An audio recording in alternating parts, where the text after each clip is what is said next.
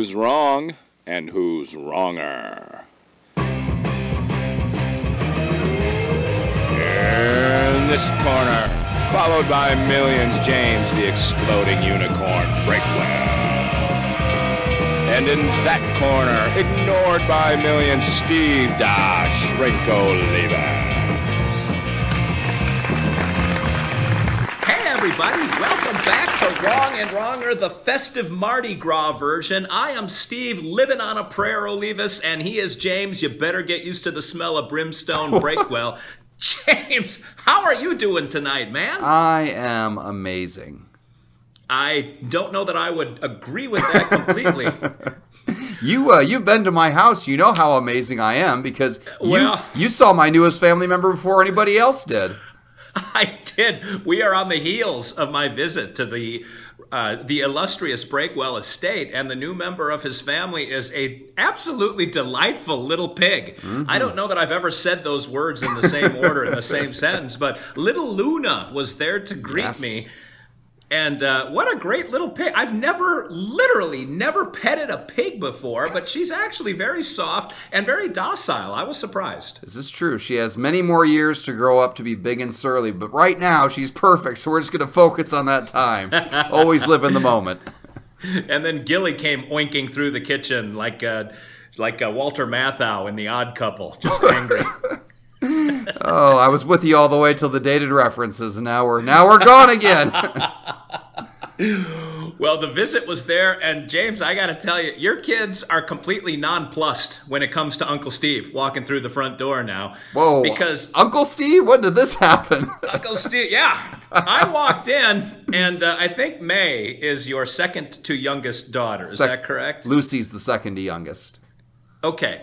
Lucy it was then. I think it was Lucy. I don't know. I walked through the front door, and your wife is on the couch, and the four girls are kind of laying on and around her.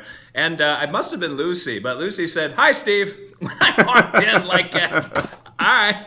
And then she proceeded to let me know, "We're watching Power Ranger Dino Squad." And I said, "All right, thank you very much," and sat down and joined the festivities. That's just how that night was going to go. There's going to be some Power Ranger action. It's you take it or you leave it. And nobody was buck naked, so I was very pleased with how your family sort of held itself together while I was there. Yeah, you didn't stick around quite long enough. You left a tad earlier than last time, so we avoided disaster. Speaking of buck naked, so I'm still in the hotel, as you can see by the hotel conference room around me. James, tell me, in the Wrong and Wronger spirit, which is worse? Kind of flip-flopping through the hotel lobby wearing pajama bottoms and slippers, or flip-flopping through the hotel lobby wearing pajama bottoms and slippers, the staff noticing it's you, and then just going right back to work? They're going to be so happy when you move out. They're just disgusted by your presence in general. They're not even fazed by anything that I do anymore. It's quite remarkable. It is. You know, you could have, rather than doing the fancy hotel route, you could have tried to live under a bridge for a few days, or maybe in a trash can, okay? You've got the Oscar the Grouch countenance in it already. You could have pulled it off.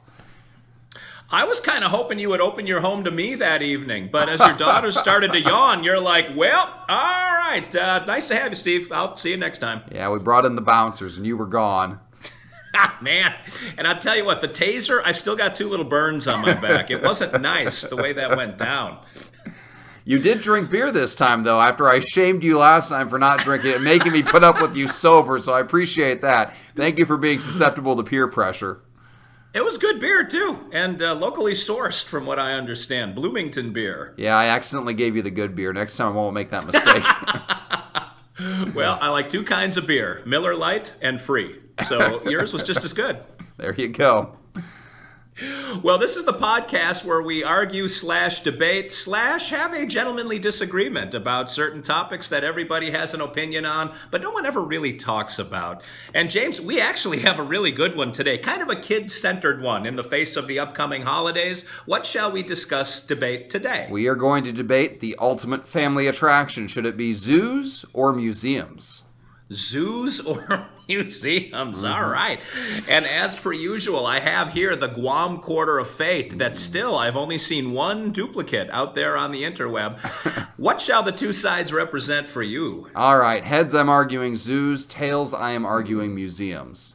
Heads is zoos, tails is museums. It is up, it is down, and it is heads. If anybody can see here, it is heads. So you, sir, have zoos. That's good, because I actually, here in Indianapolis, have a membership to both the Children's Museum and the zoo. I have the market cornered on both, time-wasting family function destination. And let me tell you something, the zoo blows the museum out of the water. It's got actual living animals. You can show your children what nature is really like. There are things, reacting and moving around. You go to museums, you see things that have been dead for millions of years. Like, look at this sad story of death and decay. Oh, and your life too shall end, dear child. Just remember that. To dust we shall return. But here at the zoo, everything is full of life. There are baby animals. There are birds flying around. It is a place of hope. It is a place of joy. It is not some place where things just sit there collecting dust and making us sad.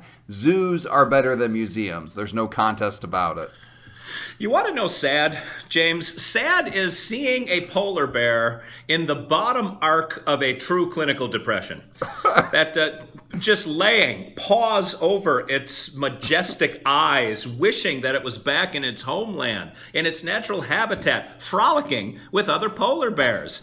Doing little dances through the ice and through the water, being like water ballet and dancing with the stars. But no, when you're in a zoo, it's on a rocky outcropping over a small pool of water, and the bear is looking for a rope to hang itself with.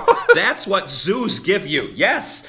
When you're in a zoo, it's animals outside of what they're supposed to be. It's like taking you and putting you somewhere normal and quiet, not having 2 pigs and 4 kids running around. You wouldn't know what to do with yourself.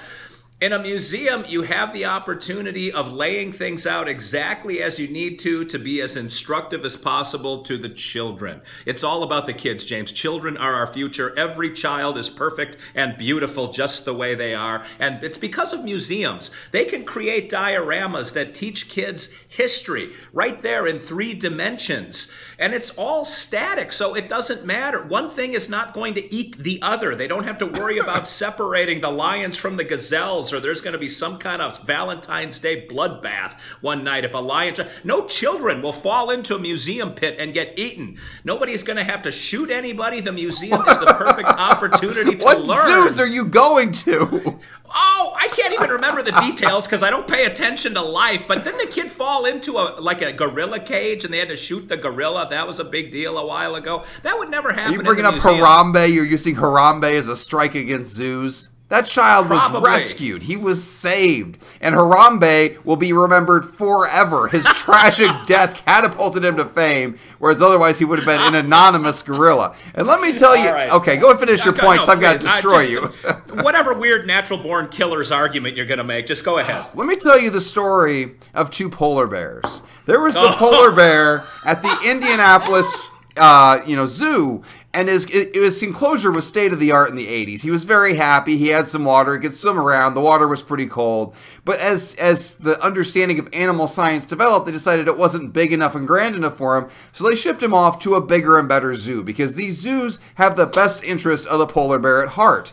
Then there was the polar bear at the Children's Museum, which some hunter shot in the 40s. And they stuffed his corpse, and they put him up there, 16 feet tall, to scare children for decades. Until finally, they're like, this is a horrible message. What have we been teaching generation after generation of children? And so they hid it away in the basement somewhere. No! Okay, so, yeah, no, this is a true story. I've been there. I saw both polar bears. Let me tell you something else about that zoo polar bear, who's now on zoo number 2 of his easy life. Okay, they show all those sad global warming videos about these polar bears overheating and starving and being miserable. You know who's not overheating and starving and doing any of those things? That zoo polar bear. He is living a life of luxury and ease. You know who's really unhappy? That dead polar bear at the Children's Museum. He is the most happy of all possible polar bears. James, I read the clipping on that polar bear. It died of natural causes, and the Eskimos had a choice. They could either eat it or send it to a museum for educational purposes. And you know the reason your polar bear was shipped to zoo number 2? It's because they ran out of Prozac in the greater Indianapolis area. They didn't know how to dose something that weighs 700 pounds, and so they had to get it to a different zoo who had more access to pharmaceuticals. They're drugging up the polar bears, are they? You don't even know what a happy bear looks like. Let me tell you something. Bears are the laziest animal in the history of the world, okay? They became nature's perfect killing machine. But do they rule the earth? Do they go and conquer us all and slay all the animals? No. They became the apex predator so they could nap half the year. They hibernate. Like, I'm so big and bad that I can take a 6-month nap and nobody will touch me. Okay? That is their only ambition in life. They are the most perfectly suited animal for a zoo. I mean, I can't think of a better. You just go in there and hibernate. We'll feed you. Okay, I'll take that deal. I would live in a zoo. That sounds amazing. Yeah. Well, I don't doubt that, but all right. Yeah. My life kind of is a zoo already. I'm already there. I wasn't going to say that. But now that you bring it up, Old MacDonald comes to mind. But I had one other story for you, which is the only platypus I have ever seen in my life is a stuffed platypus at the Milwaukee County Museum in Milwaukee, Wisconsin. I've never seen a real platypus. I'm not even positive if they actually exist still or if they went the way of the dodo bird years ago. But there is a stuffed platypus in the main lobby of the Milwaukee Museum. Could I have seen a platypus if I would only go to zoos? Heck yes. No, because no, I can't. Do you have a platypus in the Indianapolis Zoo? Not at this specific zoo, but there are zoos worldwide. We're not arguing my zoo against one random museum. We're arguing all zoos against all museums. No, hey, listen. If I can afford a plane ticket to go to Yemen to be able to see a platypus in a zoo, I got bigger problems I got to worry about. I wanted to see a platypus, and a museum is the place to do it. And that museum, that platypus has been there since at least 1973 when I first saw the platypus, because you don't have to keep rotating your stock in a museum. If you find something that works, bam, you stick with it. It's not going to die on you. It's not going to eat one of the handlers. It's not going to get scurvy. It's not going to throw poop at all. There are signs around the ape cages to be very careful because they're prone to throwing poo at some of the children when they make googly eyes at them. Do any museum exhibits throw poop? I dare you to find one. I challenge you, Breakwell. Challenge accepted. I seem to recall a certain Virgin Mary statue being made out of elephant dung. Do you remember that one? What are you talking? You mean art museums? Yes, let's jump over to art museums. We're talking museums versus zoos. Art museums are the worst. I've been to a few. I tried to take my kids to one in St. Louis because it was free. I thought, what do we have to lose? What I had to lose was my sanity. Oh my gosh. You want to send people into a panic, walk into an art museum with 4 kids and just watch those gallery people go, oh my gosh, I thought they were all going to have a nervous breakdown.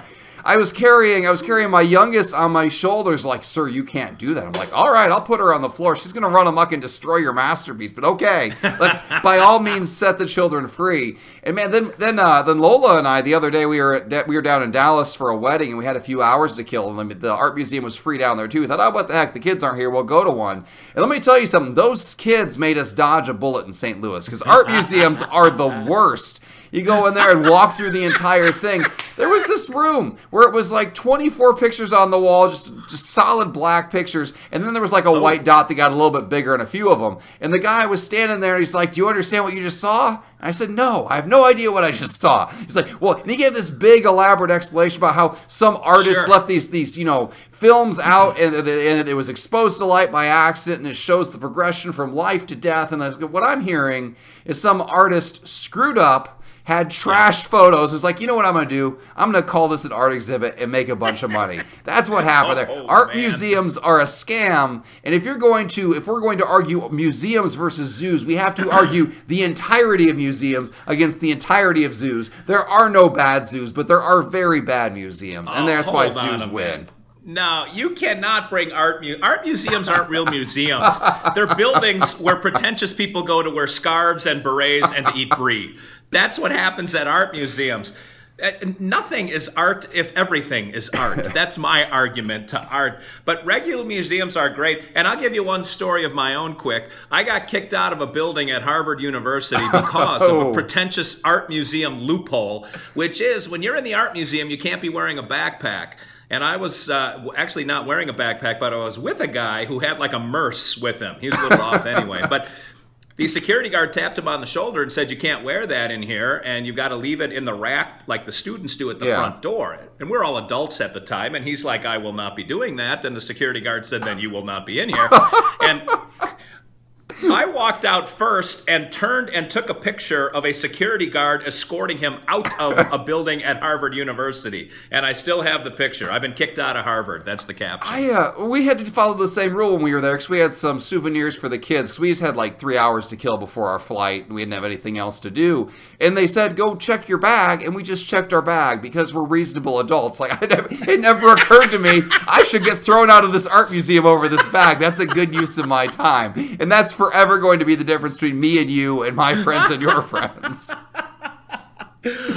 Whatever. We've hit the 15-minute mark, and I'm pretty sure we've decided that museums are better. But just for the sake of pulling through everything we need to pull through, which we did not compliment each other, by the way, but you may roll your dice, your loaded dice, and figure out who is going to win that's named Steve this week. First, I'm going to compliment you at the end of this episode. I would like to compliment you on finally accepting that I have nothing worthwhile to compliment you about, so you just let the segment slide. So props to you on that for finally accepting reality. I want to give you a compliment, which is the arc that your and my relationship has taken has almost come back to the start, but we're not quite there. The first time we ever met, you tweeted out, I met somebody from Twitter and I didn't get murdered, like you were surprised.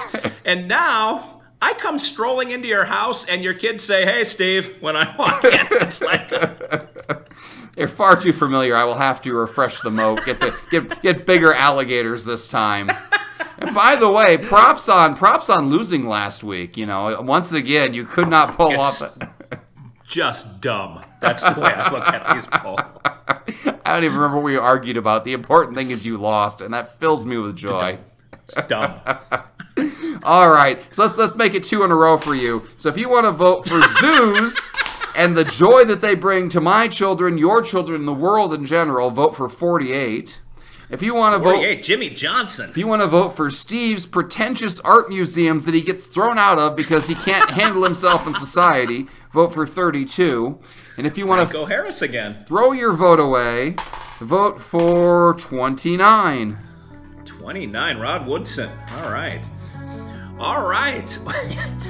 Well, there you have it, ladies and gentlemen. Can you believe another episode is in the bag? I am certainly already not looking forward to next week. But until next week, this is Steve Olivas for James, the Exploding Unicorn Breakwell. Yeah, you take a bow. Saying thanks for watching, thanks for listening, and remember, as always, 2 wrongs can make a right.